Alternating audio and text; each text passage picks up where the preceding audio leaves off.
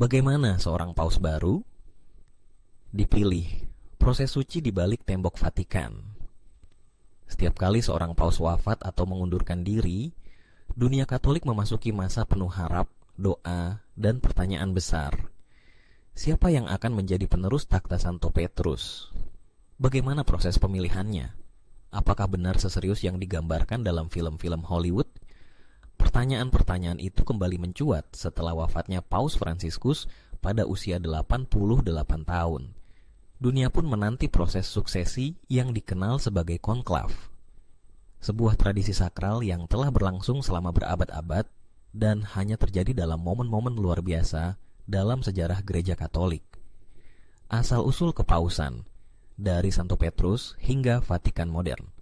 Menurut ajaran gereja Katolik, jabatan paus berakar dari Santo Petrus, salah satu dari 12 rasul Yesus Kristus. Petrus diyakini sebagai uskup Roma pertama, yang diberi wewenang langsung oleh Kristus untuk memimpin gerejanya. Ajaran ini dikenal dengan sebutan teori Petrin, yang menyatakan bahwa kekuasaan spiritual Petrus diteruskan secara turun-temurun kepada setiap paus. Kata paus berasal dari bahasa Latin papa, sebutan hormat untuk pemimpin rohani. Pada awalnya, istilah ini digunakan lebih luas untuk berbagai tokoh gereja yang dihormati. Namun, sejak abad ke-6, hanya uskup Roma yang menggunakan gelar ini secara eksklusif. Dari sinilah muncul konsep primasi kepausan, bahwa paus adalah pemimpin tertinggi seluruh umat Katolik di dunia. Evolusi konklav, dari perselisihan ke ketatnya aturan. Pada abad-abad awal kekristenan, pemilihan paus seringkali dipengaruhi oleh opini umat dan klerus lokal. Namun, kurangnya kesepakatan membuat proses ini rawan konflik dan melahirkan banyak anti-paus, tokoh-tokoh yang mengklaim kepausan secara tidak sah. Untuk menghindari kekacauan ini, Paus Nikolas Negula pada tahun 1059 mengeluarkan dekret yang menetapkan bahwa hanya para kardinal uskup yang berhak memilih paus. Inilah cikal bakal dari College of Cardinals atau Dewan Kardinal, yang kemudian dibentuk secara resmi pada tahun 1150. Seiring waktu, aturan-aturan konklav diperketat, pemilih harus dikarantina, pencoblosan harus rahasia, dan suara sah harus mencapai 2/3. Jumlah kardinal pun berkembang dari sekitar 30 pada abad pertengahan menjadi 70 pada tahun 1586. Paus Paulus VI kemudian membatasi jumlah maksimal kardinal pemilih menjadi 120 pada tahun 1975, dengan syarat mereka belum berusia 80 tahun. Saat takhta kosong, menanti pemimpin baru gereja. Ketika seorang paus wafat atau mengundurkan diri, jabatan tersebut menjadi kosong atau sede vacante. Dalam situasi ini, semua kardinal yang memenuhi syarat diwajibkan hadir di Vatikan untuk mengikuti konklav, kecuali karena sakit atau usia tua. Konklav secara resmi dimulai antara 15 hingga 20 hari setelah wafat atau pengunduran diri paus. Jeda waktu ini bertujuan memberi kesempatan para kardinal dari seluruh dunia untuk tiba di Roma.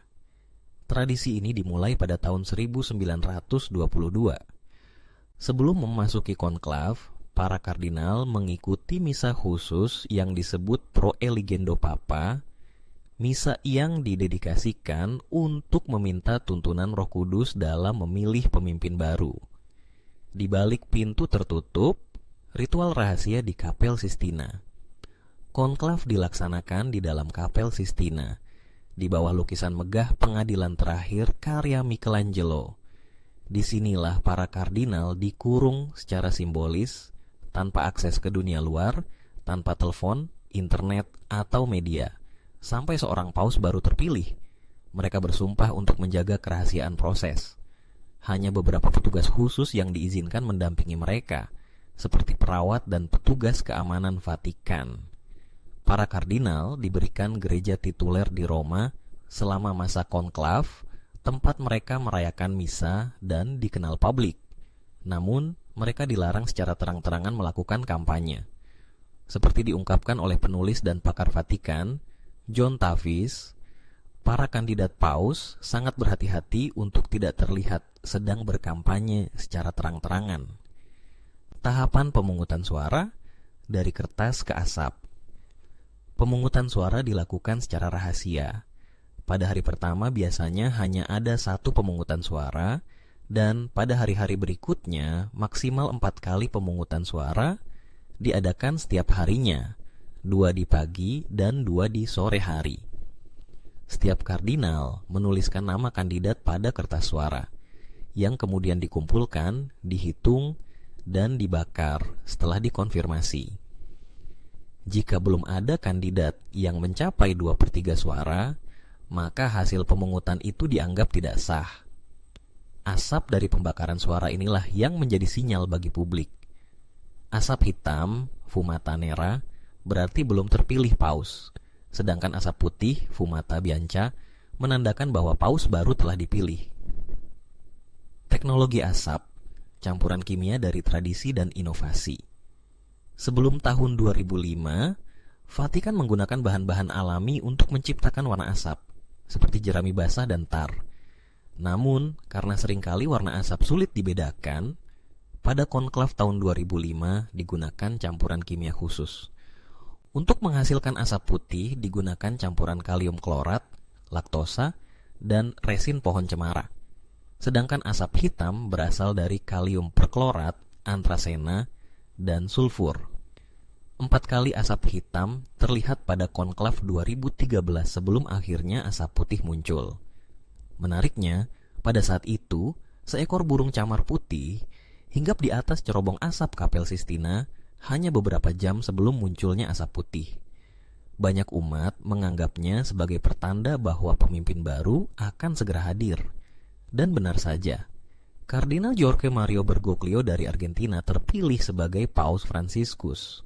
Puncak konklav, Habemus Papam. Setelah suara mayoritas tercapai, Paus terpilih akan ditanya apakah ia bersedia menerima pemilihan tersebut dan nama pontifikal apa yang akan ia gunakan. Jika ia menyetujui, ia akan mengenakan jubah putih dan muncul di balkon Basilika Santo Petrus untuk menyapa dunia. Ketika Kardinal Jean-Louis Tauran mengumumkan, Habemus Papam, kita memiliki Paus, umat Katolik dari seluruh penjuru dunia bersorak, meneteskan air mata, dan berdoa dalam sukacita.